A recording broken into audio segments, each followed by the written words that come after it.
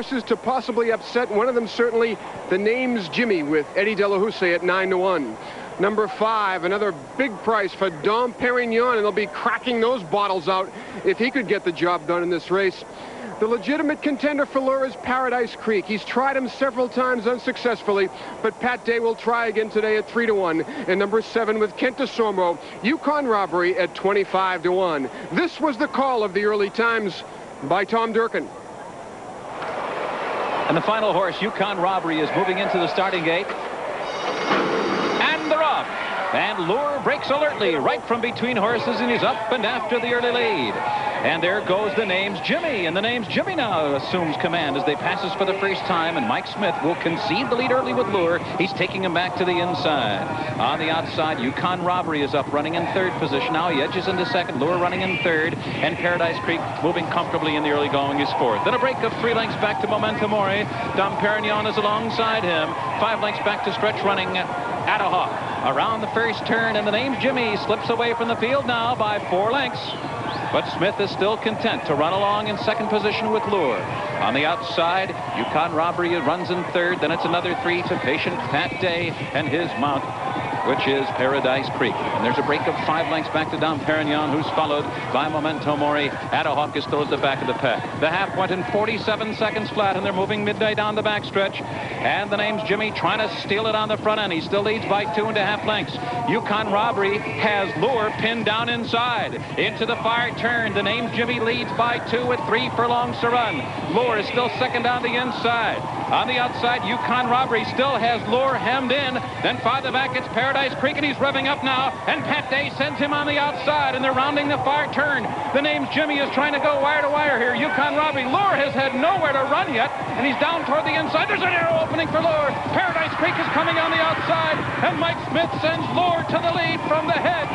It's Lure in front now by a neck, but Paradise Creek trying to pull an upset up, and he's got the lead with a furlong to run, and Paradise Creek is blowing by Lure, and Lure will not repeat today. It is going to be Paradise Creek, and he's going to be a runaway winner. He wins by 5 expanding lengths.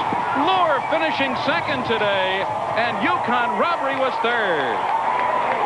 That's the master of Churchill Downs, Pat Day, on Paradise Creek. That was Pat's 3rd winner of the day. Paradise Creek had lost 4 straight times to Lure before this victory this afternoon in 148-1, owned by Masayuki Nishikama, trained by Billy Mott. Pat Day, the winning rider. Let's take another look now with Bob Newmeyer.